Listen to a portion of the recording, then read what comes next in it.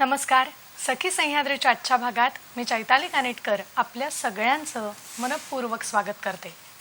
अनामवीरा जिथे जाहला तुझा जीवनांत, स्तंभ तिथे ना कोणी बांधला पेटली न वात. मुकपणाने तमी लोपती संधेच्या रेषा, मरणामध्ये विलीन होसी ना भय ना आशा. काळोखातून विजयाचा ये पहाटचा तारा, काळोखातून विजयाचा ये पहाटचा तारा. प्रणाम माझा प्रथम तुझला मृत्युंजय वीरा, मृत्युंजय वीरा. कविवर्य कुसुमाग्रज रचित या काव्यपंक्ती आपल्याला आपल्या सैनिकाचं स्मरण करून देतात. खरंच अहोरात्र दिवसेंदिवस वर्षानुवर्ष देशाच्या सीमेवर लढणाऱ्या सैनिकांना विनम्र अभिवादन करून आजच्या या कार्यक्रमाची मी सुरुवात करणार आहे. जेव्हा आपण या ओळी वाचतो ऐकतो त्या आपल्याला सगळ्यांनाच असं वाटत असतं की आपण या सैनिकांसाठी काहीतरी करावं, पण नेमकं हे धाडस मात्र आपल्याला होत नाही. गेली 1-2 नव्हे अखंड 24 वर्ष या सैनिकांसाठीच कार्य करणारी अशी एक सखी आज आपल्याबरोबर आहे. तिच्याशी आपण गप्पा मारणार आहोत, पण तत्पूर्वी पाहूयात विषय काय आहे ते. आजचा आपला विषय आहे सैनिक हो तुमच्यासाठी. या विषयावर मार्गदर्शन करण्यासाठी आणि खूप छान गप्पा मारण्यासाठी आज आपल्याबरोबर आपली सखी आहे, ज्या सखीचं नाव आहे सौ सुमेधा चिथडे मॅडम. नमस्कार मॅडम. नमस्ते. कार्यक्रमात तुमचं खूप खूप स्वागत करते. आज तुमच्याशी खूप गप्पा मारायच्या आहेत आणि तुम्हाला काही प्रश्नही विचारायचे आहेत, तेव्हा कार्यक्रमात त्यांची आपण ओळख करून घेऊया. सुमेधा मॅडमबद्दल सांगायचं म्हणजे सोल्जर्स इंडिपेंडंट रिहॅबिलिटेशन फाउंडेशन अर्थात सिर्फ या संस्थेच्या त्या संस्थापिका आहेत. व्यवसायाने शिक्षिका, त्याचबरोबर माई सावरकर पुरस्कार, पंडिता रमाबाई रानडे पुरस्कार, भक्तिसेवा पुरस्कार अशा असंख्य पुरस्कारांनी त्या सन्मानित झालेल्या आहेत.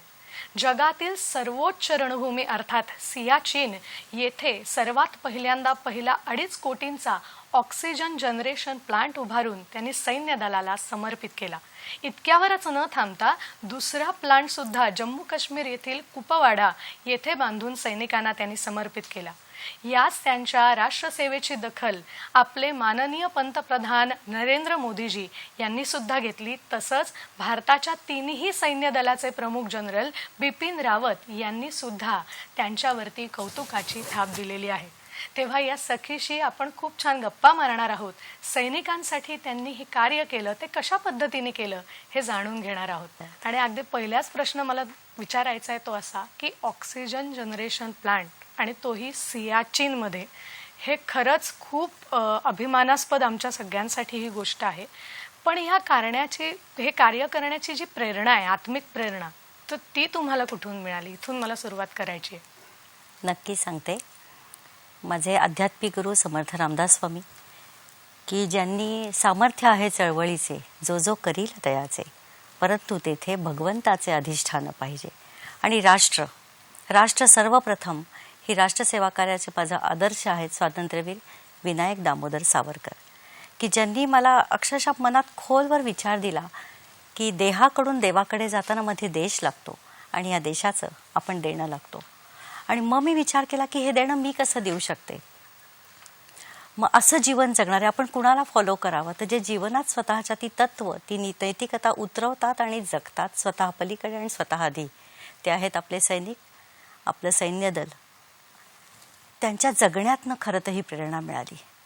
म्हणजे आणि सगळ्यात जशी माझ्या प्रत्येक ठिकाणी बोलताना मी सांगते की मी जगातली सगळ्यात श्रीमंत स्वतःला व्यक्ती समजते. त्याच्यामागचा उद्देश असा आहे की आजपर्यंत त्या परमेश्वर कृपेने मी शरीर मानसिकदृष्ट्या सुदृढ आहे. 4 भिंती, 1 छप्पर, 2 वेळचं अन्न, आवश्यक तेवढा कपडा, ह्या सगळ्या माझ्या गरजा पूर्ण आहेत. मी अशा एका सैन्य वायुदलातनं राष्ट्राची सेवा केलेल्या मिस्टर योगेशची मी पत्नी आहे. आणि आत्ता सैन्य दलामध्ये कार्यरत असलेल्या एका सैनिकी अधिकाऱ्याची, ऋषिकेशची मी आई आहे. या सर्वार्थाने मी श्रीमंत आहे आणि परमेश्वराने ह्या कामासाठी माझी निवड केली, मला तशी बुद्धी दिली, म्हणून हे काम सुरू आहे. क्या बात आहे. खरंच श्रीमंतीच्या प्रत्येकाच्या व्याख्या खरंच वेगळ्या असतात. तुम्ही जी श्रीमंती सांगितलीत ती खरंच प्रत्येकाकडे नसते, अशी श्रीमंती तुमच्याकडे आहे. मला त्यातूनच प्रश्न विचारायचा आहे की ही श्रीमंती आत्ता तुम्ही कमावली आहेत खरं सांगायचं तर, पण ह्याला कुठेतरी आपल्याकडे लहानपणी जे संस्कार होतात त्याचं कुठेतरी काही ना काहीतरी वाटा हा असतोच. तर मग आपलं बालपण कसं गेलं किंवा आपली कौटुंबिक पार्श्वभूमी काय होती? कौटुंबिक पार्श्वभूमी अतिशय साध्या मध्यमवर्ग कुटुंबियातली मी आहे. पण माझे आई वडील, आई माझी ही माणसांनी संपन्न श्रीमंत समृद्ध, वडील माझे म्हणावं तर अगदी पक्के RSS संघाचं आणि राष्ट्रप्रेम हे त्यांनी खरं तर रुजवलं माझ्यामध्ये. आमच्या घरामध्ये वातावरणही तसं होतं की कुठलाही भेदभाव न मानता सगळ्या पद्धतीची माणसं आजही माझ्या आईकडे येत असतात. आणि तेव्हापासून वडील मला म्हणायचे की सावरकर नुसते वाचायचे नाही आहेत, तुझ्या जगण्यात कसे उतरवशील, तर तसं जर जगलीस तर तुझ्या जीवनाला अर्थ आहे. आणि तेव्हापासून मी विचार करत होते आणि मला एक वैयक्तिक पातळीवर फक्त प्रापंचिक जीवन जगायचं कधीच नव्हतं. मला एक वेगळी वाट चोखाळायची होती स्वतःच्या जीवनासाठी आणि स्वतः आधी स्वतः पलीकडे मी काय करू शकते ह्याचा मी विचार करत होते. आणि ती संधी मला आपल्या सैनिकांच्या जगण्याने दिली आणि तिथून या कार्याची सुरुवात झाली. अगदी खरं तर 1999चं कारगिलचं युद्ध झालं तेव्हा सगळ्या प्रसारमाध्यमांनी ते युद्ध आपल्या घराघरात पोचवलं आणि फक्त अरे रे वाईट होतंय, आपले सैनिक शहीद होत आहेत, ह्या पलीकडे म्हणजे फक्त अस्वस्थता माझ्या मनात होती. आणि पुढे जाऊन मी काय करू शकते. एक शिपाई जेव्हा आपण राष्ट्र गमावतो तेव्हा खूप मोठं राष्ट्राचं नुकसान होतं असं मला वाटतं. मग त्या पलीकडे जाऊन त्याच्या कुटुंबाचं नंतर काय होत असेल, कारण एक शिपाई जाणं म्हणजे कुटुंब अनेक नात्यांना गमावत असतं. मग अशा वेळी तो सैनिक जेव्हा राष्ट्रासाठी आपले प्राण समर्पित करतो तेव्हा आपल्या प्रत्येकाची जबाबदारी की त्या कुटुंबासाठी आपण उभं राहणं. मग तेव्हापासून आम्ही पती पत्नींनी सुरुवात केली की ह्या शहीद परिवाराच्या घरी जायला. आणि अगदी मला कौतुकाने आणि अभिमानाने सांगावंसं वाटतं की आज तागायतच्या माझ्या प्रवासामध्ये मला एकही आपलं कुटुंब असं दिसलं नाही की आता आम्ही मुलगा गमावला, पती गमावला, आता मला कुणीतरी मदत करावी, गव्हर्नमेंटनी करावा, हा जे कॉमन लाईन असते, कधीच नाही. मृत्यूचं दुःख आहे पण त्या मृत्यूचा अभिमान आहे आणि राष्ट्रासाठी समर्पित जीवन आहे. त्यामुळे आम्हाला ह्या पलीकडे काही नको. ही जी त्यांची मानसिकता आहे ना ती वेगळीच आहे की जी आपल्याला जगायला आणखीन प्रेरित करते. मग मी शिक्षक आहे बाय प्रोफेशन, तेव्हा माझ्यासमोर तरुण मुलं मुली कायम होती आणि ज्याच्यातनं मला असं सातत्याने जाणवत गेलं की या मुलींचे आयडॉल्स कोण आहेत, ते कुणाला फॉलो करतात. मग त्याला एज कोणतेही असो, अगदी मी माझ्यापासून म्हणते की आपण जीवनामध्ये कुणाबरोबर राहतो आणि कुणाला फॉलो करतो, म्हणजे विचार आणि कृतीनी. अशी माणसं आपल्या समाजात समोर असणं आणि आपण त्यांना फॉलो करणं खूप गरजेचं असतं. मग मुलांच्या समोर काय दिसतंय त्यामुळे त्यांना दोष देण्यापेक्षा त्यांच्या समोर काय यायला हवंय ह्याच्यासाठी प्रयत्न करताना मी सैन्य दलातली परमवीर चक्र विजेते जे आहेत आपल्या भारत देशातले 21, त्यापैकी 3 परमवीर चक्र विजेते आज जीवित आहेत. त्या तिघांना एकत्र आम्ही पुण्यामध्ये 2015मध्ये आणलं आणि खूप तरुणाईला समाजातल्या सगळ्या लोकांना एकत्र बोलले 2,500-3 हजारच्या मॉबसमोर या खऱ्या आयडॉल्सना आणलं आम्ही की ज्यांनी स्वतः आधी राष्ट्रासाठी ते जगले. त्यातल्या 2 होते 1999च्या कारगिलच्या युद्धातले योगिंदर सिंग यादव आणि रायफलमॅन संजय कुमार. आणि ज्या भूमीवर पहिलं काम करू शकले ते माझं प्रेरणास्थान आदरणीय ऑनरी कॅप्टन बाना सिंगजी, की ज्यांनी सियाचीन जगातल्या सर्वोच्च रणभूमीवरची एक कैद पोस्ट जी पाकिस्तानच्या ताब्यात होती ती भारतात परत मिळवून आणली. त्या व्यक्तीला भेटणं म्हणजे ना आयुष्य अक्षरशः कृतार्थ झालं होतं माझं त्यांच्यामुळे. म्हणजे थिअरी मी खूप वाचून होते की सियाचीनची भूमी अशी आहे, तिथं ॲडव्हर्स कंडिशन्समध्ये आपले सैनिक खरंच जीवाच्या पलीकडे राष्ट्राची सेवा करतात. ही थिअरी वाचन असणं आणि तिथं पराक्रम गाजवलेल्या त्या अनामिक अशा आदरणीय व्यक्तीशी संवाद साधणं. तेव्हा त्यांच्याशी गप्पा मारताना मी त्यांना म्हणलं कि सर आप मुझे बता सकते हैं कि हमारे वहाँ स्थित फौजी बहन के लिए मैं क्या कर सकती हूँ. आणि पहिल्यापासून माझा हा माइंडसेट आहे की दुसऱ्याला क्रिटिसाइज करण्यात, दुसरा काय करतोय त्यांनी काय करायला हवं, केलं तरी असं का केलं ह्याच्यात आयुष्यातला वेळ घालवण्यापेक्षा आपल्याला जिथे काम करावं असं वाटतं तिथं प्रामाणिक आपण स्वतःपासून सुरुवात करून काम करावं. तर ह्या आमच्या दोघांच्या संभाषणामध्ये ते म्हणले ऐसा है ना बहन जी, वहाँ तो सांस लेना मुश्किल है. आणि खरोखरी त्यांचं हे वाक्य आपण म्हणतो ना काही गोष्टी आपल्याला डायजेस्ट पचत नाहीत, ते मला पचलं नाही की असं कुठं असतं आहे, श्वास घेता येत नाही तरी लढायचं तिथे. पण ही वास्तव आहे. आणि त्या एका वाक्याने मी आतून असे हे झाले की नाही अरे आपण छोट्या छोट्या गोष्टीमध्ये तक्रारी करतो आपली कामं करताना, ही माणसं तर अक्षरशः 1 स्टेप 1 ब्रेथ ही त्यांची जीवनशैली तिथं आहे. म्हणजे जसं मी म्हणते की 12ही महिने 30 ते 35 फूट बर्फ, वाऱ्याचा वेग ताशी 60 ते 80 किलोमीटर पर आवर, आणि मुळात जगण्यासाठी आवश्यक असणारा प्राणवायू तिथं मुळातच हाय अल्टिट्यूडला गेल्यामुळे हवेत उपलब्ध नाही. असं असताना सुद्धा काय आपले सैनिक आहेत. मी म्हणलं त्यांच्यामध्ये मी देव शोधला. आपण देवाला कधी हाक मारतो, मी अडचणीत आहे, मी संकटात आहे, की देवा आता मला सोडव. पण राष्ट्रावर जेव्हा जेव्हा संकट आलं, मग ते मानवनिर्मित असो किंवा निसर्गनिर्मित असो, तेव्हा आपलं सैन्यदल उभं असतं विदाऊट एनी एक्सपेक्टेशन. म्हणजे कुठली अपेक्षा न ठेवता, कुठलीही तक्रार न करता. हे माझं प्रथम कर्तव्य आहे म्हणून. आणि अशी जगणारी मी माणसं पाहिली बानासिंगजींच्या रूपामध्ये. आणि मग ती पोस्ट भारतात त्यांनी काबीज करून आणली. म्हणून माझ्या लेखी पराक्रमाची व्याख्या अशी आहे की जिवंतपणी आज जगातल्या सर्वोच्च रणभूमीवर त्यांचं नाव कोरलं गेलं. ती पोस्ट आज बाना पोस्ट म्हणून ओळखली जाते. तर असं जीवनात काहीतरी काम करावं की ते कार्याने ते कोरलं जावं. व्यक्ती महत्वाची नसावी, राष्ट्र महत्वाचं असावं. त्यांच्यापासून ही प्रेरणा घेतली. तुम्ही म्हणूनच हे कार्यातला देश महत्वाचा मानूनच इथून सुरुवात केली. खूप छान. आपल्याला एक प्रश्न येतोय कार्यक्रमात. रवींद्र कुडाळकर आपल्याला प्रश्न विचारतायत. नमस्कार रवींद्रजी.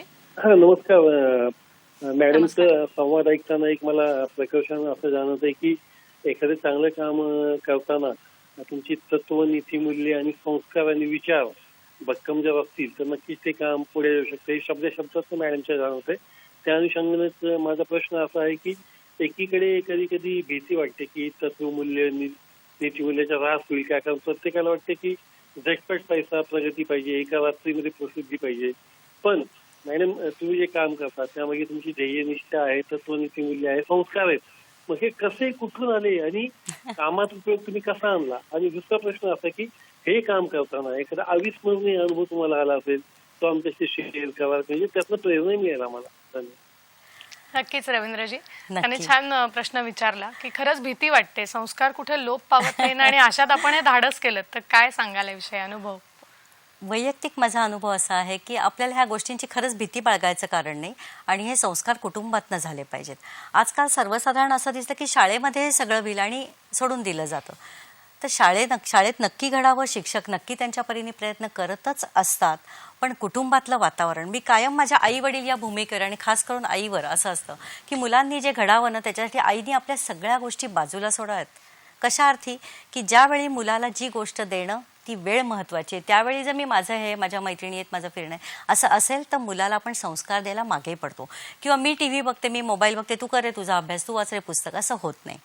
त्यामुळे कुटुंबात ते एन्व्हायरमेंट मुलांना तशी देणं, त्या ठिकाणी त्या गोष्टी मग त्या पुस्तकातनं वाचून असतील, काही व्यक्ती प्रत्यक्ष भेटीतनं असतील, काही चित्रपटांच्या माध्यमातून असतील, ह्या गोष्टी मुलांना दाखवल्या, वाचल्या गेल्या पाहिजेत आणि घरातनं त्या आचरणात आणल्या गेल्या पाहिजेत. कारण आपण सांगतो एक, बोलतो एक आणि मुलांच्या नजरेला दुसरंच दिसतं. त्यामुळे आपल्या आचरणातनं की जे पथ्य परमेश्वर कृपेने अर्थात मी पाळू शकले आणि माझ्या आईवडिलांचे संस्कार, माझं माहेर ह्या संस्कारांच्या दृष्टीने समृद्ध आहे. आणि माझ्या शक्तिस्थान या कार्याचं माझे पती, मी खरोखरी आता सांगू इच्छिते या निमित्ताने की आज त्यांची तब्येत ठीक नाही आहे, पण तरी मी हे कारण न सांगता की आज माझे मिस्टरनं बरे नाही आहेत, मग मी कार्यक्रमाला नाही उपस्थित राहू शकत. म्हणजे हे जे एका सच्चा सैनिकाचे जे स्पिरिट असतं ना की नाही, सावरकरांचं नाव घ्यायचं आदर्श म्हणून आणि आपल्या कौटुंबिक अडचणी सांगत कामाला कुठल्या तरी नाही म्हणायचं. कारण आज हे माध्यम जे तुम्ही मला उपलब्ध आज करून दिलेले आहेत सह्याद्रीच्या माध्यमातून, की ज्यामुळे मी अनेकांपर्यंत हा विचार पोहोचवणार आहे की माझ्या आयुष्याचं जे ध्येय आहे ते सगळ्यांचं व्हावं की राष्ट्र सर्वप्रथम. त्याच्यामध्ये आपला कुठला स्वार्थ, वैयक्तिक अजेंडा येता कामा नये. कुठल्याही अंगाने आपण कोणत्याही क्षेत्रामध्ये असू, माझा विचार आणि माझी कृती ही राष्ट्राला पूरक आणि हितकारक असेल तरच मी ती करीन, हा सारासार विचार असणं. आणि जे कुटुंबातनं होईल, समाजातनं घडेल. आणि त्यामुळे समाजासमोर नेमके कोणते ॲडॉल्स यायला हवेत.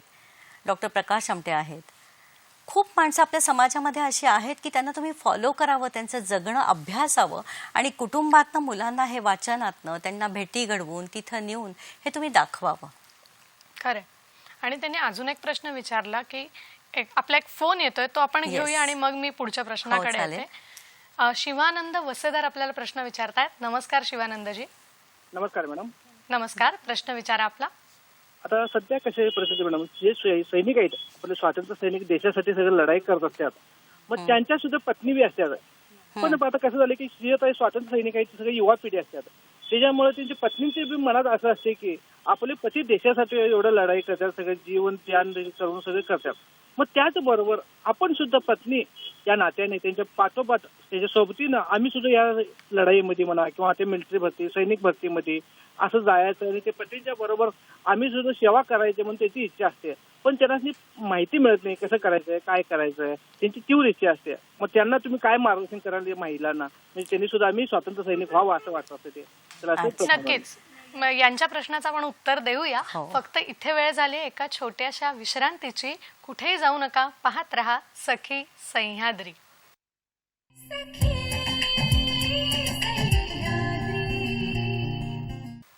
ब्रेक नंतर पुन्हा एकदा सगळ्यांचं स्वागत करते. आजचा आपला विषय आहे सैनिक हो तुमच्यासाठी आणि आपल्या बरोबर आहेत सुमेधा चिथडे मॅडम. ब्रेकपूर्वी आपल्याला शिवानंद सरांनी एक प्रश्न विचारला होता, तसंच रवींद्रजींनी एक प्रश्न विचारला होता. तर मला असं विचारायचं आहे, रवींद्रजींच्या प्रश्नांचं पण उत्तर द्या की हे सगळं कार्य करताना असा कुठला एक प्रसंग आहे का की जो खूपच लक्षात राहिला, असा अविस्मरणीय प्रसंग? पहिला प्लांट आम्ही जेव्हा हँडओव्हर करायला गेलो तिथे सियाचीनच्या भूमीवर, तेव्हा तो आम्ही हँडओव्हर केला आणि तिथं बरेच सगळे सैनिक होते. ते सगळं झालं आणि एक सैनिक माझ्यापाशी आले, म्हणले नमस्ते बहन जी, आपको पता है आपने क्या किया है? तर मी सांगू का, मी युनिफॉर्म दिसला ना की मी स्वतःला विसरून जाते, कारण ती माणसं तशी आहेत. मी देव माणूस त्या सैनिकांमध्ये पाहते आणि मला तो अनुभवायला मिळाला.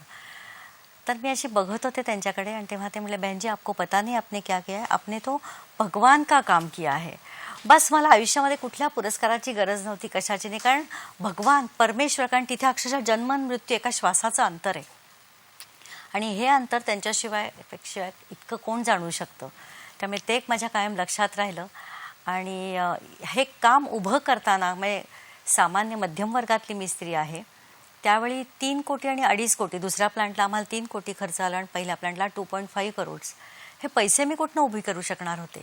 तर त्यावेळी तुम्हाला सांगते की ह्या ज्या मुली मी म्हणते, अशा ज्या वीरपत्नी आहेत आपल्या, श्रीमंती श्रीमंती माझ्या बोलण्यात जो कायम शब्द येतो की किती भौतिकता असली आपल्यापाशी असली की खूप बंगले, गाड्या, खूप दागिने, ह्या श्रीमंती माझ्या लेखी खूप शून्य आहेत की ज्या गोष्टी इथं सोडून जायच्यात.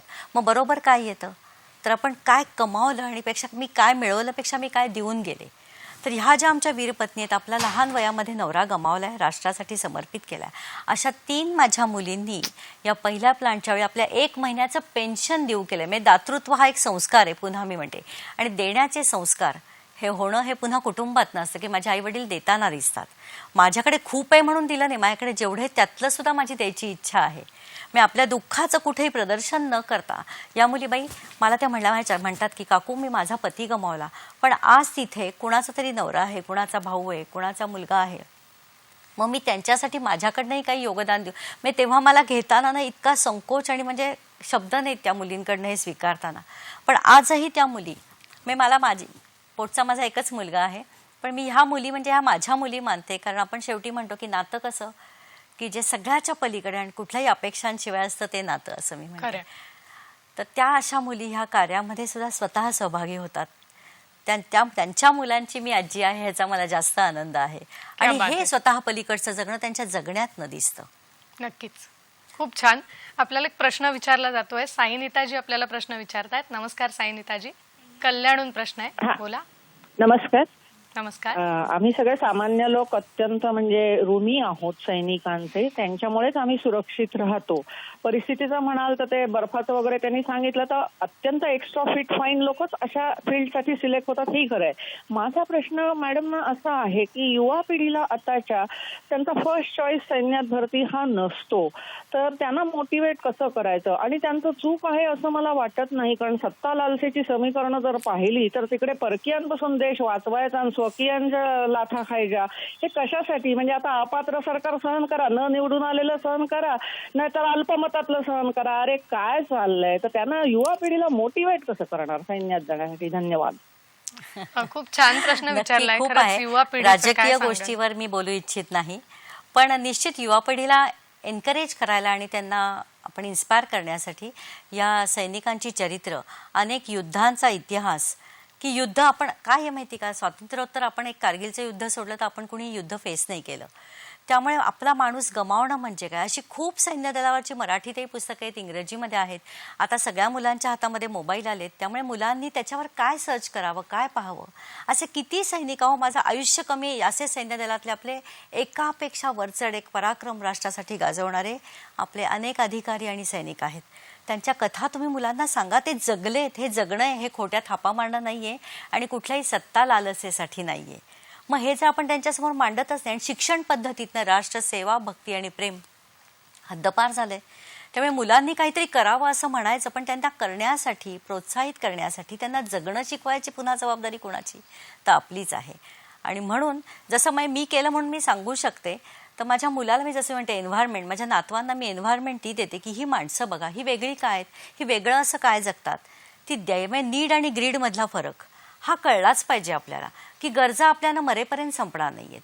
एक शांता शेळकेंनी शिवमाट्यांना खूप सुंदर प्रश्न विचारला होता की माणसाचं खरं आयुष्य किती, तेव्हा त्यांनी खूप सुंदर उत्तर दिलेलं आहे की आपल्या मृत्यू पश्चात आपण किती काळ आणि कशाबद्दल लोकांच्या लक्षात राहतो, तो जो काही काळ आहे ना, ते आपलं खरं जगणं आहे. वा, मग जीवनच असं जगावं, किती जगलो ह्याच्यापेक्षा आपण कुणासाठी किती काय करू शकलो, अशी माणसं त्यांच्या पुढे आणणं. आणि सैन्य दलात जाण्यासाठी करिअर ऑपॉर्च्युनिटीज, आपण म्हणतो सैन्य दलाचं प्रशिक्षण, मला अगदी खात्रीने मी सांगते, आज जे अग्निवीर येते आम्ही विरोध करतो. आणि खास आत्ता ह्या माध्यमातून, बरं झालं तुम्ही छान प्रश्न विचारलात ताई, की एक इतिहास चुकीचा आपण शिकतो म्हणून भूगोल बदलतो, आणि भूगोल बदलण्यासाठी दुसऱ्या कुणालाही आपण दोष न देता आपण एक समाज म्हणून आपली नैतिक जबाबदारी मानली पाहिजे की चुकीच्या गोष्टींना आपण सपोर्ट कोणत्याच अँगलनी करता कामा नाही.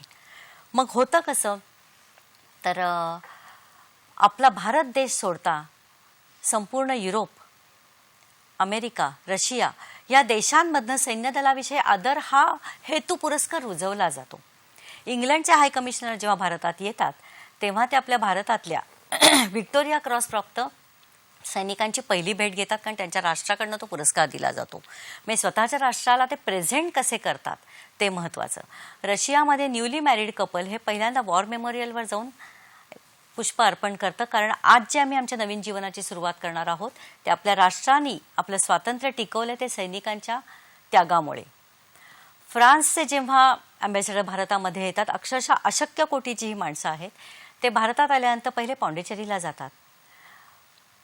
पॉंडिचेरीच्या स्वातंत्र्य युद्धामध्ये 2 सैनिक कामी आले होते, पण त्या सैनिकांच्या सन्मानासाठी तिथने येणारे अँबॅसेडर पहिल्यांदा तिथे जातात, वॉर मेमोरियलला आपली सदिच्छा पुष्प अर्पण करतात, आपल्या सैनिकांचं स्मरण करतात की त्यांच्यामुळे राष्ट्र आणि राष्ट्र आहे म्हणून आम्ही आहोत. ही भावना रुजवण्यासाठी मुळात कष्टाची सवय. आज बघा सगळं फुकट द्या, अरे कष्टच तुम्ही शारीरिक मानसिक मोजले नाहीत तर त्या गोष्टीची किंमत राहत नाही. कोणतीही गोष्ट मोफत मिळाली की किंमत नाही. आणि सैन्य दलाचं प्रशिक्षण मी आनंदाने सांगू इच्छिते, कष्ट आहेत आपल्या मुलांना कष्टाला प्रेरित करा. आपल्या कुटुंबात अरे बापरे सैन्य दलात नको बाबा, का नको, काय आहे त्या क्षेत्रामध्ये, आज अग्निवीरला विरोध करण्याची मला कीव वाटते. पाठवा मुलांना 4 वर्ष, अरे आम्हाला आयुष्यभर सतत नाही तेवढंच करून आयुष्यभर फक्त पैसा हवा आहे, सत्ता हवी आहे आणि फक्त सुख हवं आहे का, मोजू दे त्यांना राष्ट्रासाठी काही किंमत. 4 वर्षानंतर तुम्ही त्यांना स्वतःला प्रूव्ह करू देत, जातील ना ते पुढे, पण संधी तर द्या त्यांना, तिथे धडपडायला पुढे पाठवा त्यांना. मागे तुम्ही उभं राहा, मी मागे म्हणत नाही बरोबर राहा, कारण मागच्यांचा भरोसा नसतो, कधी पाडतील, धक्का देतील किंवा सोडून जातील, म्हणून एका वेगळ्या अर्थाने मी म्हणते. तर असं मुलांना प्रेरित करा. आता संधी तुम्हाला समोर येतात पण तुम्ही त्याचा लाभच जर घेणार नसाल तर कोणाला दोष देण्यात अर्थ नाही आहे. आणि हे जे आहे आपले लाडके सगळ्यांचे लेखक पु ल देशपांडे जेव्हा राजस्थानात गेले होते तेव्हा ते सगळं फिरताना तिथला गाईड दाखवतं, यहाँ तो ना गाइड फिल्म का शूटिंग हुआ था. तेव्हा पु ल देशपांडेंनी विचारलं की मैंने सुना था यहाँ कोई महाराणा प्रताप करके राजा, हाँ वो तो पुराना हो गया, अभी ये तो अभी के ॲक्टर है. म्हणजे आपण कुणाला प्रोजेक्ट करतो. मुंबई दर्शनची बस, मी आज आत्ता इथे बोलते पण आवर्जून सांगू इच्छिते, मुंबई दर्शनची बस आम्हाला शाहरुख खानचा बंगला दाखवते पण वॉर मेमोरियल दाखवत नाही जे इथं आहे. म्हणजे आपण ही डिमांड केली पाहिजे.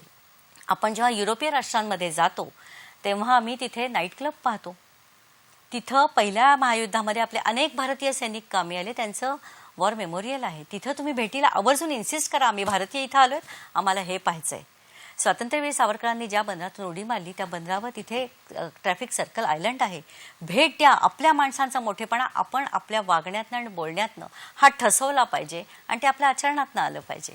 खरंय, म्हणजे दुसऱ्या पुन्हा म्हणजे मुद्दा तोच की दुसऱ्यांनी काय करावं, त्यामुळे आपल्या जगण्यातनं ते आणावं. खरंय, म्हणजे संस्कारांचं बाळकडू अशा पद्धतीने दिलं गेलं तर निश्चितच अशा पद्धतीचं वातावरण निर्माण होईल आणि युवा पिढी सैन्यात जायला मागे धरणार नाही. नक्कीच. मला अजून एक प्रश्न शिवानंद सरांनी आपल्याला विचारला होता की अशा ज्या वीरपत्नी आहेत ज्यांचे पती या युद्धामध्ये किंवा अशा ठिकाणी शहीद झालेत, तर त्यांच्या ज्या पत्नी आहेत त्यांना सुद्धा काहीतरी कार्य करण्याची इच्छा असते पण त्यांना माहिती मिळत नाही, तर अशांसाठी तुम्ही काय मार्गदर्शन आहे ना. कराल? वीर नारींसाठी आम्ही खूप प्रमाणात काम करतो की त्या मुलींनी एक तर स्वावलंबी व्हावं, स्वतःच्या पायावर उभं राहावं आणि स्वतःचं आयुष्य सुरक्षित पुढे जगावं. पण अशा खूप सैन्य दलामध्ये आत्ता वीरपत्नी जॉईन झालेल्या आहेत, त्यांना दुसऱ्या कोणी सांगायची गरजच नाहीये. त्या स्वतःहून अशा कित्येक मुली आपला पती गमावला आणि वर्षाच्या आत त्या पुन्हा ट्रेनिंगला. महाराष्ट्रातल्या कर्नल संतोष महाडिक जेव्हा शहीद झाले तेव्हा त्यांच्या पत्नी स्वाती महाडिक, मी म्हटलं ना काय मागावं, कुठल्या तरी जातीवर, कुठल्या तरी धर्मावर आणि कशाच्या तरी निकषांवर मला सवलती मिळावी असे रडणारं सैन्यदल अजिबात नाही, ना त्यांचे परिवार. तेव्हा स्वाती महाडिकांनी तत्कालीन आपले संरक्षण मंत्री जे होते मनोहर पर्रिकरजी, नुकतीच त्यांची पण भेट झाली होती आमची आणि तेव्हा माझा हा आग्रह होता की आपल्या भारत देशामध्ये सैनिकी प्रशिक्षण 8वी ते 12वी ह्या वयोगटातल्या मुलांना सक्तीचं 2 वर्ष व्हावं. आपल्याकडे सक्ती केली की पहिला विरोध, चांगल्या गोष्टींना आम्ही विरोध करतो आणि इथं आपण संपूर्ण राष्ट्राला मागे आणतो. इथं वैयक्तिक विचार होता कामा नये, म्हणून राष्ट्र प्रथम जमी म्हणते.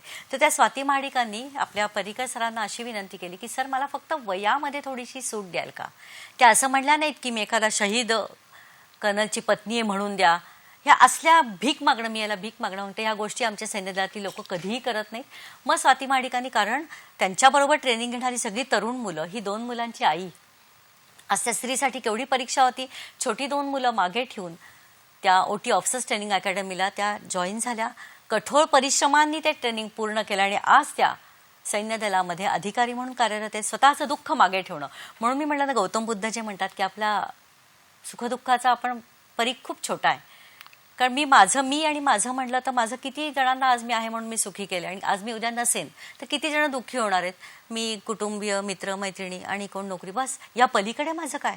राष्ट्र आपलं परीघ जर विस्तृत करायचं असेल तर स्वतःच्या बाहेर पडायला पाहिजे आणि स्वतःच्या बाहेर पडण्यासाठी स्वतःच्या बाहेर पडून जगणाऱ्यांचा विचार करायला पाहिजे, जे आमचे सैनिक जगतात.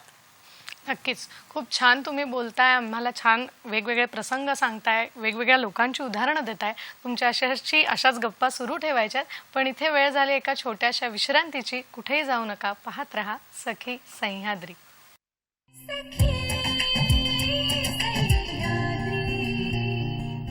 ब्रेक नंतर पुन्हा एकदा सगळ्यांचं स्वागत करते. आज आपला विषय आहे सैनिक हो तुमच्यासाठी आणि आपल्याशी गप्पा मारण्यासाठी सौ सुमेधा चिथडे मॅडम येथे उपस्थित आहेत. सुमेधा मॅडम, आता एक असा प्रश्न विचारते की जो खरंच फार महत्त्वाचा आहे की स्त्री धन म्हटल्यानंतर प्रत्येक सखीचाच हा जिव्हाळ्याचा आणि आपुलकीचा विषय असतो. ज्या वेळेला तुम्ही ऑक्सिजन जनरेशन प्लांटचं स्वप्न प्रत्यक्षात आणण्याचं ठरवलं आणि तुम्ही मगाशीच म्हणालात की जवळजवळ 2.5 कोटींचा प्रश्न तुमच्या समोर होता आणि त्यावेळेला स्त्रीधन मोडून आपण या कार्याला सुरुवात केलीत, तर काय सांगाल याविषयी, काय मनात येतं? या प्रश्नाचं मी अनेकदा उत्तर दिलेलं आहे, पण आत्ता पुन्हा का हा प्रश्न महत्त्वाचा आणि त्याचं उत्तरही तितकंच महत्त्वाचं काय. मगाशी मी बोलता बोलता बोलून गेली आहे की आपण इथं जन्माला आल्यावर जे इथं सोडून जायचं आहे त्याच्यामध्ये किती काळ गुंतायचं. आणि दागिने जर सौंदर्य वाढवत असतील तर माझ्या लेखी सौंदर्याची व्याख्याच निराळी आहे. उत्तम विचार तुमच्या उत्तम कृतीमध्ये उतरत असतील आणि ते अधिक राष्ट्रहिताचे असतील तर ते खरं सौंदर्य आहे. त्यामुळे तुम्ही दिसता कशापेक्षा तुम्ही आहात कसे आणि तुम्ही कुणासाठी जगताय. माझ्यासाठी हे विचार खूप महत्त्वाचे आहेत आणि विचारांपेक्षा तसं जगणं असेल तर त्याला जास्त अर्थ प्राप्त होतो. त्यामुळे आणि दुसऱ्याला सांगणं कसं आहे, यांनी द्यावं त्यांनी द्यावं त्यांनी द्यावं हे बोलणं खूप सोपं आहे. त्यामुळे दुसऱ्याकडनं अपेक्षा करताना आधी आपण स्वतः ते केलं आहे का. मग मला असं काही त्यात मी फार काही ग्रेट केलं असं बिलकुल काही वाटत नाही. ठीक आहे, सुरुवात मी ह्या गोष्टी देऊन सुरुवात केली तर मी निदान लोकांना म्हणतात आपल्याला एक नैतिकता पाहिजे त्याला की मी दुसऱ्याला कधी म्हणावं जर मी स्वतः काही केलं असेल तर. त्यामुळे त्या अँगलमधनं मी ती सुरुवात केली आणि आपण विश्वास दिला आणि तो विश्वास आम्ही आज गेली इतके वर्ष जपतोय. त्यामुळे मी सतत या कार्याविषयी असं म्हणते की परमेश्वराने बुद्धी दिली, या कार्यासाठी आमची निवड केली, सैन्य दलाने संधी दिली आणि समाजाने साथ दिली. कारण पैशाच्या बाबतीत असं आहे ना, विश्वास कमावणं आणि कमावलेला तो टिकवणं हे खूप मोठं आव्हान असतं. पण ते निरपेक्ष आणि निस्वार्थ बुद्धीने करत गेलो ना तर समाज साथ देतो, ह्याच्यावर माझा पक्का विश्वास आहे. पण तुम्ही क्या ते कामातनं सिद्ध पण करावं लागतं. नक्कीच. एवढा मोठा प्लांट आणि एवढा मोठा खर्च आपल्या डोळ्यासमोर होता, तर हा आपण कसा काय पेललात आणि किती अडचणींचा कसा सामना केलात? चांगलं काम म्हटलं की अडचणींचे डोंगर आपोआपच येतात. सगळ्यात महत्त्वाचं टीका. पण मी कामाला सुरुवात करतानाच हे स्वीकारलं होतं तर जग काय म्हणतं हा माझ्यासाठी कधी महत्त्वाचा विषयच नव्हता, जो आजही नाही. कारण जेव्हा आपण स्वतःच्या आत्मिक समाधानासाठी काम करतो तेव्हा इतर काय बोलतात ह्याचा विषय आणि विचार मी कधीच सोडून दिला होता. त्यामुळे टीका आजही होते, पूर्वीही होते, ती पुढेही होत राहील. पण मी असं म्हणते की त्यांनी टीका करत राहावं, आपण आपलं काम करत राहावं आणि आपलं काम बोलावं. त्यामुळे मी आपणहून कधी कोणाला सांगायला गेले नाही. त्यामुळे खूप जणांना प्रश्न, काय हे इतके वर्ष करते कधी बोललीच नाही. आपण कसं आहे, दोन वेच असतात की तुम्ही करताना बोललात तर बघा करते तर लगेच बडबड करते, बोलला नाही. त्यामुळे जग दोन्ही बाजूनी बोलते. त्यामुळे ह्याला महत्त्व देता आधी कामाला सुरुवात केली आणि ते कार्य बोलायला लागलं. आणि मग जेव्हा निधी मला उभा करायचा होता पहिल्या प्लांटसाठीचा 2.5 करोड, मग म्हटलं लोकांपर्यंत विषय कसा पोचवायचा, म्हणून 2.25 तासांचं एक प्रेझेंटेशन मी डिझाईन केलं की ज्याच्यातनं सैन्य दलाचं जीवन ते असे आपल्यापेक्षा वेगळे काय आहेत आणि आपण त्यांच्यासाठी का करावं.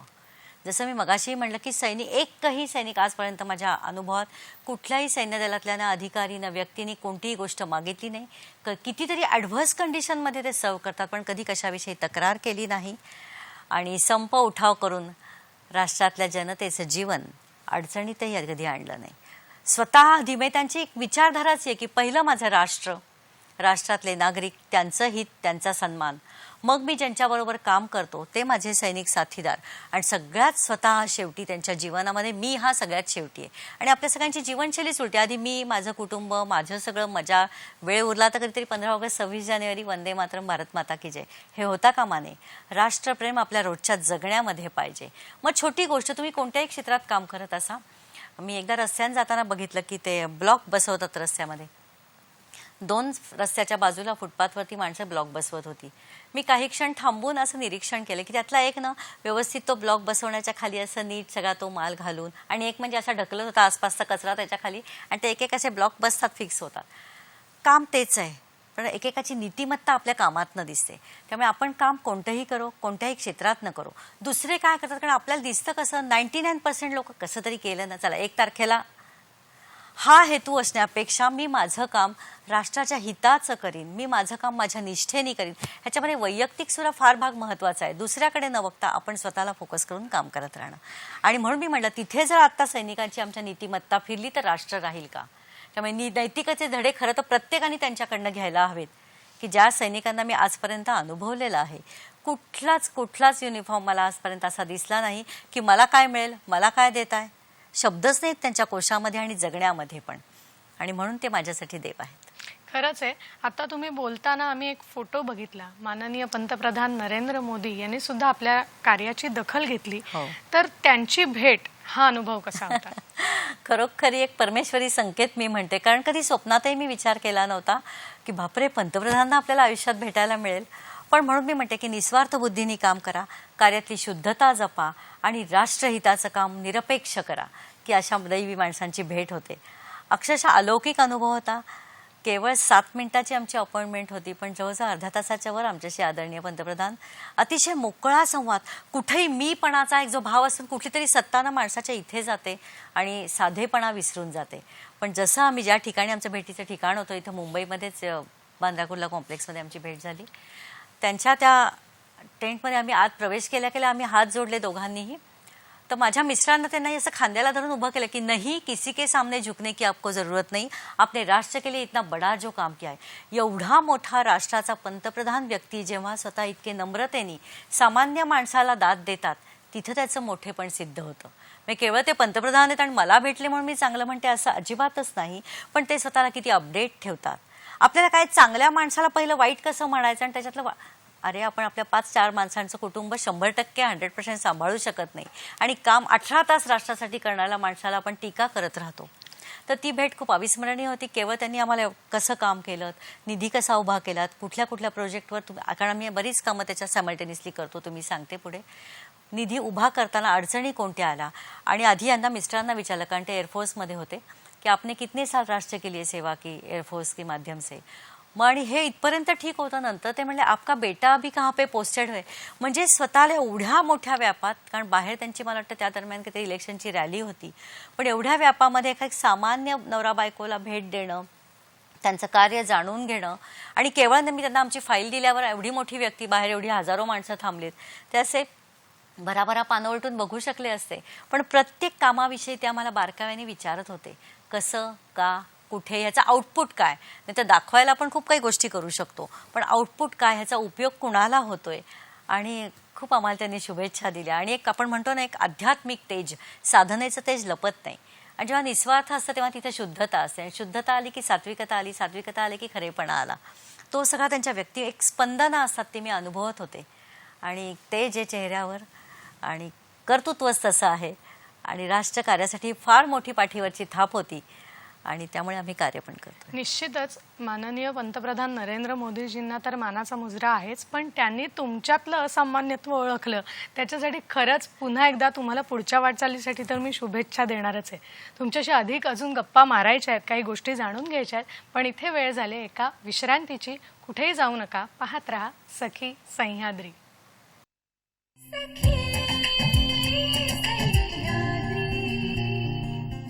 ब्रेक नंतर पुन्हा एकदा सगळ्यांचं स्वागत करते.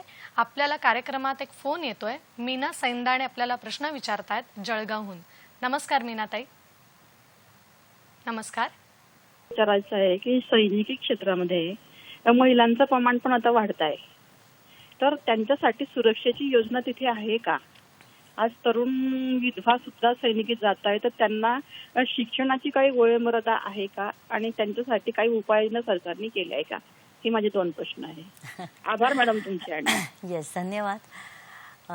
सुरक्षा म्हणजे आपण कशा अर्थी म्हणताय, कारण सैनिकी प्रशिक्षण स्त्री आणि पुरुष दोन्ही तिथं घेतात. आता स्त्रियांना छान संधी उपलब्ध झालेली आहे, आणि जेव्हा आपण सैनिक बनायला जातो तेव्हा स्वतःच्या सुरक्षेपेक्षा राष्ट्र सुरक्षेला प्राधान्य अधिक असतं.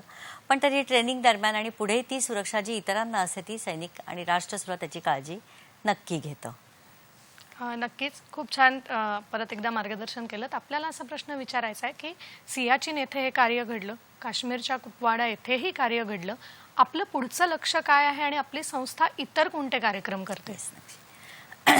आत्तापर्यंत 2 ऑक्सिजन जनरेशन प्लांट म्हणजे टोटल 5.5 कोटीचं काम उभं राहिलं. पण आता आमची गरज म्हणजे मी असं म्हणते की शेवटी हे राष्ट्रसेवेचं कार्य, त्यामुळे समाजाची साथ लाभावी ही माझी सामान्य अपेक्षा आहे राष्ट्रासाठी.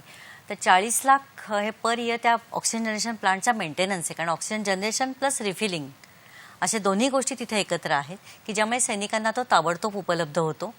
आणि तिथे सगळ्यात देताना मागचा उद्देश असा होता ना की त्यांचा प्राणवायू नाही म्हटल्यावर तिथं मनुष्यबळ जे ते त्यांची वाचलं पाहिजे, आणि सैनिकांना तो लगेच उपलब्ध झाला पाहिजे. त्यामुळे अजूनही हाय अल्टिट्यूडला जिथे जिथे कुठं सैनिकांना आवश्यकता मला जाणवली, कारण पुन्हा तो मी आवर्जून सांगते, गव्हर्नमेंट हा माझा विषय नाही आणि सैन्यदल करतं का नाही हाही माझा विषय नाही. ते त्यांच्या परीने 100% त्यांचे योगदान देतात. आपण आपल्या परीने काय करू शकतो भारतीय म्हणून, तर असा हाय अल्टिट्यूडला अजूनही आम्ही उभारू इच्छितो. समाजाने अर्थात साथ दिली तर, कारण शेवटी आर्थिक गणित आहेत. त्याबरोबर आम्ही आता पॅरालाइज सैनिकांसाठी आम्ही सोलर सिस्टीम ही एक मिलिटरी हॉस्पिटलला देण्यासाठी काम सुरू केलेलं आहे की टोटल पॅरालाइज सैनिकांना त्यांना उपचारासाठी सोलर सिस्टीम आम्ही तिथे उभारणार आहोत. दुसरी गोष्ट वीर नारींसाठी की मी जसं मगाशी उल्लेख केला की त्यांना आर्थिकदृष्ट्या स्वावलंबी करण्यासाठी अनेक गोष्टी अशा आहेत की त्यांनी ते स्वतः काम सुरू करावं की त्या स्वतःच काम करतील आणि त्यांना त्याच्यातनं रोजगार उपलब्ध होईल आणि त्या स्वतःच्या पायावर उभं राहतील. असेही आमचे उपक्रम सुरू आहेत. आणि तिसरं, आम्ही सन्मान सेवा संकुल म्हणजे सैन्य दलातनं जे अनेक निवृत्त होतात त्याही पलीकडे अनेक ऑपरेशन्समध्ये काहींना अपंगत्व आलेलं असतं, काहींची मुलं लांब असतात, काहींना मुलं असतात नसतात, अशा अनेक गोष्टींसाठी ही जी माणसं आहेत त्यांची सेवा केली जावी. त्यांची राहण्याची म्हणजे वृद्धापकाळ शेवटपर्यंत आयुष्याच्या त्यांची सन्मानाने त्यांची सेवा व्हावी आणि ती सेवा म्हणजे त्यांचं राहणं आणि शिवाय त्यांच्या सगळ्या सर्व्हिसेस या सगळ्या वीर नारी पुरवतील. म्हणजे त्याच सगळ्या प्रिमायसेसमध्ये सगळी लोक एकत्र राहतील, या वीर नारींना हाताला काम मिळेल, एक तो प्रोटोकॉल मेंटेन होतो, त्या वातावरणामध्ये ते राहतील आणि सन्मानाने त्यांची शेवटपर्यंत राष्ट्राकडनं सेवाही घडेल. असं सगळे प्रोजेक्ट्स आमच्यावर काम सुरूच आहे त्याच्यासाठी आणि पुन्हा समाजाची साथ मी अपेक्षित ठेवते. नक्कीच प्रश्नच नाही. समाजाची साथ असेल तर मला वाटतं हे अधिक कार्य खूप छान नक्की, पद्धतीने नक्की. होऊ शकेल. आणि मी म्हणते ही एक संधी आहे, कारण आपण किती कमावतो पेक्षा आपण कमावल्याचा काही भाग राष्ट्रहितासाठी राष्ट्रसेवेसाठी देतो का, हेही तितकंच महत्त्वाचं आहे. कारण राष्ट्र आपल्या सगळ्यांचं आहे, त्यामुळे आपल्या प्रत्येकाची जबाबदारी आहे ते करणं. आणि जे सैनिक आपल्या सगळ्यांसाठी सर्वोच्च प्राणांचं बलिदान देतात त्यांच्यासाठी आपण आपल्या जीवनातनं काही भाग तर त्या सैनिकांसाठी नक्की देऊ शकतो. आणि ही विश्वासार्हता गेले 24 वर्ष आम्ही जपलेली आहे की कुणी किती द्यावे ह्याला काही देण्याची इच्छा आहे, याचा आदर आहे. त्यामुळे 1 रुपयापासून किती पुढे लोक ह्याच्यात योगदान देऊ शकतात, खास केवळ सैनिकांसाठी. कारण ट्रस्ट आमचा सिर्फ सोल्जर्स इंडिपेंडंट रिहॅबिलिटेशन फाउंडेशन या माध्यमातून आम्ही काम करतो. आणि केवळ मी आवर्जून उल्लेख करते आमचे ट्रस्ट आणि विश्वस्त हे सगळे आमचे इतके छान आहेत की कुणाचे वेस्टेड इंटरेस्ट ह्याच्यामध्ये नाही आहेत, की जे काय ते आम्ही सेल्फलेसली सगळेजण कामं करतो. आणि त्या सगळ्यांच्या सहकार्यावर, समाजाच्या साथीवर आम्ही पुढच्या प्रोजेक्टकडे आमची वाटचाल सुरू आहे. 2 प्लांट उभे राहिले, आता सोलर प्लांट उभं करायचं स्वप्न कार्य आम्ही कामामध्ये आहोत. वीर नारींसाठी विविध प्रोजेक्ट आणि सन्मान सेवा संकुल अशा बऱ्याच साऱ्या गोष्टी. म्हटलं तसं पुढे परमेश्वराने साथ सुसंधी लाभली तर हाय अल्टिट्यूडला पुन्हा सैनिकांच्या श्वासासाठी नक्की आम्ही काम करू. क्या बात आहे. गेली 24 वर्ष तुम्ही हे काम करताय असं आत्ताच तुम्ही म्हणालात. ह्या सगळ्या कामात आपल्याला घरच्यांची साथ कशी मिळाली? कारण खरंच एवढं मोठं नियोजन करणं, एवढं काम करणं. नक्की मी असं म्हणून म्हटलं की एक सैन्य दल काय शिकवतं तर त्याचं जिवंत उदाहरण म्हणजे माझा खरोखरी नवरा आहे. केवळ माझा नवरा आहे मी म्हणून म्हणत नाही, ते एक फायटर आपण ज्याला म्हणतो ते स्पिरिट असणं, ती जी व्हिजन असणं. म्हणजे मी बोलतेय तुमच्यापर्यंत पोचवते, पण ऑक्सिजन जनरेशन प्लांट महाराष्ट्रासारख्या पुण्याच्या शहरात राहून तो हाय अल्टिट्यूडला उभारणं हे साधं काम नव्हतं. त्यामुळे एक्झिक्युशनच्या ज्या अत्यंत टफ टास्क होते त्याच्यामध्ये त्याचं जे प्लॅनिंग, त्याची जिद्द, त्याचं लॉजिकल थिंकिंग हे अगम्य आणि अचाट होतं. आणि त्या नवरा ही माझ्या कामाची शक्ती आहे. त्यामुळे खरोखरी कार्यक्रमामध्ये नवऱ्याला थँक्स म्हणणं हे काही योग्य नाही, पण ती माझ्या नक्की कार्याची शक्ती आहे. आणि त्यामुळे कारण लग्नाआधी कसं होतं माहिती का, मला प्रपंच वगैरे करायचा नव्हता. मग मी वडिलांना अट घातली होती की मला सैन्य दलातल्या माणसाशी लग्न करायचं आहे, की जो आणि नवऱ्यालाही पुन्हा अट घातली होती की मला सामान्य प्रापंचिक अपेक्षा तू ठेवू नकोस माझ्याकडून, मला स्वतः पलीकडचं जगणं जर जगायची संधी दिलीच तर आपण पुढे जाऊ. आणि त्यात 100% किंबहुना ज्या 10 पावलं माझ्याही पुढे जाऊन माझ्या नवऱ्याचं याच्यामध्ये खूप मोठं योगदान आहे. तो माझी ताकद आहे आणि पुढचे कार्य करायला त्याची साथ आहे. म्हणून म्हटलं 7 जन्म मिळलं विवाह हा इव्हेंट नसावा. विवाह ही फार मोठी राष्ट्रासाठीचं योगदान देण्याची एकत्र येऊन संधी आहे असं मला वाटतं.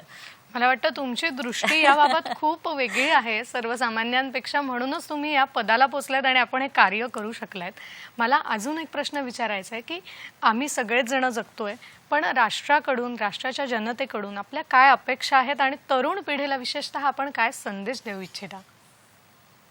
तरुण पिढीला माझा संदेश असा आहे की भौतिक सुखाच्या मागे भौतिकता म्हणजे खूप गाड्या, घोडे, नंतर ह्या ब्रँडचं हे वापरीन, त्या ब्रँडचं ते, आपण त्या वयामध्ये ते मे बी अट्रॅक्शन असू शकतं, पण स्वतः पलीकडे जाऊन विचार करा, देशहिताचा विचार करा, आपल्या राष्ट्राला मोठं करा. आणि त्याच्यासाठी कुठलंही नॉलेज, तुमचं टेक्निक, तुमचं कौशल्य जे काय असेल ते मी राष्ट्राच्या उन्नतीसाठी माझं कॉन्ट्रीब्युशन काय देऊ शकतो याचा मुलांनी आपल्या प्रत्येक करिअरच्या माध्यमातून जरूर विचार करावा.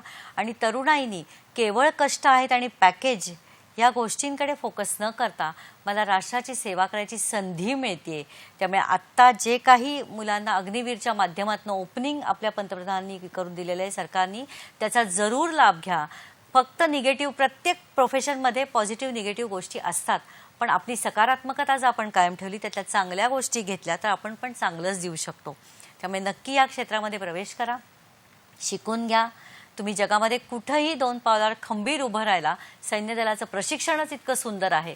कष्ट आहेत म्हणून उलटे फिरू नका, कष्टाशिवाय यश नाहीये, कष्टाविण फळ ना मिळते. त्यामुळे त्या कष्टाची तयारी ठेवा आणि राष्ट्र सर्वप्रथम, वंदे मातरम ह्या मंत्र जपा तुम्ही. म्हणजे केवळ ह्या गोष्टीनं 15 ऑगस्ट मला खूप अशा हळतो, जेव्हा आमचे सैनिक शहीद होतात ना तेव्हा कुठंतरी माध्यमांमधनं, म्हणजे प्रिंट मीडियातनं 1-2 ओळीची कुठंतरी बातमी येते, तो सैनिक घडतो कसा, कोणत्या कारवाईमध्ये त्याला वीरमरण आलं, आपण ह्याचा कधी विचारच करत नाही. कारण आपण शेवटी स्वतःला विचार करतो की नको बाबा तिथे मागे पळा, पण त्याच्यापाशी त्या कारवाईच्या वेळी जेव्हा त्याला स्वतःचं कुटुंब असतं त्याचा तो विचार करत नाही. तो संपूर्ण राष्ट्रासाठी, म्हणजे तो सैनिक महाराष्ट्रातला आहे म्हणून तो काही उत्तर आणि पूर्व आणि पश्चिम राज्यामध्ये राहणाऱ्या माणसाचा विचार करत नाही का? तो संपूर्ण राष्ट्रासाठी. त्यामुळे राष्ट्र माझं आहे. आपण जोपर्यंत मी महाराष्ट्रीयन, मी गुजराती, मी मारवाडी, मी पंजाब हे बोलत राहतो ना, तोपर्यंत आपण राष्ट्र प्रोजेक्ट करत नाही. मी भारतीय आहे आणि मी हिंदू आहे. हिंदवी स्वराज्यामध्ये राहणारे शिवाजी महाराज म्हणजे पुण्यतिथी जयंती उत्सव नुसते करू नका. शिवाजी महाराजांचे विचार, महाराज कसे होते? यशवंत, गुणवंत, कीर्तिवंत, सामर्थ्यवंत आणि श्रीमंत योगी. त्यामुळे सत्ता ही योगित्वानी श्रीमंती, कष्टानी, सत्यानी, सच्चाईनी राष्ट्राचा सर्वप्रथम विचार करणारा तो राजा होता. त्यामुळे छत्रपती शिवाजी महाराज की जय म्हणताना त्यांचं चरित्र आणि चारित्र्य हे आपल्या जीवनात आपण कसं उतरवू, अशा सगळ्या राष्ट्रपुरुषांचा आपण आदर्श तरुणांनी ठेवा आणि जीवनामध्ये स्वतःपेक्षा राष्ट्राला महत्त्व द्या. सैन्यदलामध्ये मिळणाऱ्या संधींचा विचार करा आणि आम्ही जे राष्ट्रासाठी जी कार्य करतो त्याच्यासाठी तुम्ही सहभागी व्हा. तुमचं कौशल्य द्या, तुमचं ज्ञान द्या, तुम्हाला जे जे आर्थिक योगदान देऊ शकता ते द्या आणि या माध्यमातून सैनिकांची सेवा करायची संधीचा जरूर लाभ घ्या. निश्चितच आपण हा जो प्लांट उभा केलाय तर त्याचा सैनिकांना तर उपयोग होतोच आहे, त्याचबरोबरीने अजून कोणाला उपयोग होतोय? नक्की. ऑक्सिजन जनरेशन प्लांट पहिला जो उभारला सियाचीनला, तिथे 30 ते 35 हजार सैनिक, टुरिस्ट, रायडर्स, स्थानिक नागरिक या सगळ्यांना होतोय. आणि आत्ताचा जो जम्मू काश्मीरला कुपवाडाला आम्ही हँडओव्हर केला त्याचा 60,000पेक्षा अधिक सैनिकांना, स्थानिक नागरिकांना, टुरिस्ट या सगळ्यांनाच त्याचा उपयोग होतोय. त्यामुळे म्हणून म्हटलं जीवनात हे करून मिळालं काय तर आपण किती अधिकाधिक लोकांसाठी आपण जगू शकतो. तो जो आनंद आहे ना त्याचं आत्मिक समाधान मात्र शब्दांपलीकडचं आहे आणि ती बुद्धी परमेश्वरांनी दिल्याशिवाय ही कामं होऊ शकत नाहीत. आणि म्हणून त्या परमेश्वराचे, समाजाचे, सैन्यदलाचे की ज्यांनी प्रेरणा दिली, माझ्या आईवडिलांचे की त्यांनी संस्कार दिले आणि पतींनी 100% मला या सेवा कार्यामध्ये साथ दिली, म्हणून हे कार्य पुढं चाललंय आणि असंच कार्य पुढे घडत राहावं सगळ्यांच्या सदिच्छांनी. आणि राष्ट्रप्रथम हा विषय आपण समाजापर्यंत अधिकाधिक काळ पोचवून अजून कार्य घडत राहावं ही माझी नक्की इच्छा आहे. नक्कीच खूप छान आपण मार्गदर्शन केलं आणि खूप छान पद्धतीने समजावून सांगितलं की राष्ट्रप्रथम हा विचार सगळ्यांनी केला पाहिजे. सैनिक हो, तुमच्यासाठी हा कार्यक्रम कसा वाटला हे आम्हाला वेगवेगळ्या प्रतिक्रिया देऊन निश्चित कळवा. www.facebook.com/DD सह्याद्री फेसबुकवर, सखी सह्याद्री @gmail.com हा मेल ID आहे. www.youtube.com/DD सह्याद्री यूट्यूबवर, तसंच @DD सह्याद्री हे आमचं ट्विटर हँडल आहे. हा विषय कसा वाटला हे नक्की कळवा. आज सुमेधा मॅडम वेळात वेळ काढून इथे तुम्ही आलात आणि इतकं छान मार्गदर्शन केलं. कदाचित आपल्या बोलण्याने आमच्यासारखी पिढी पुन्हा एकदा प्रेरित होऊन राष्ट्रकार्यासाठी पुढे जाईल.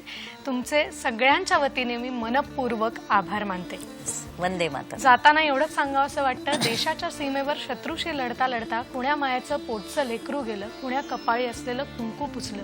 म्हणूनच सैनिकाची नेहमी आठवण ठेवा, सारे मिळून करू थोडी तरी देशसेवा, थोडी तरी देशसेवा. वंदे मातरम.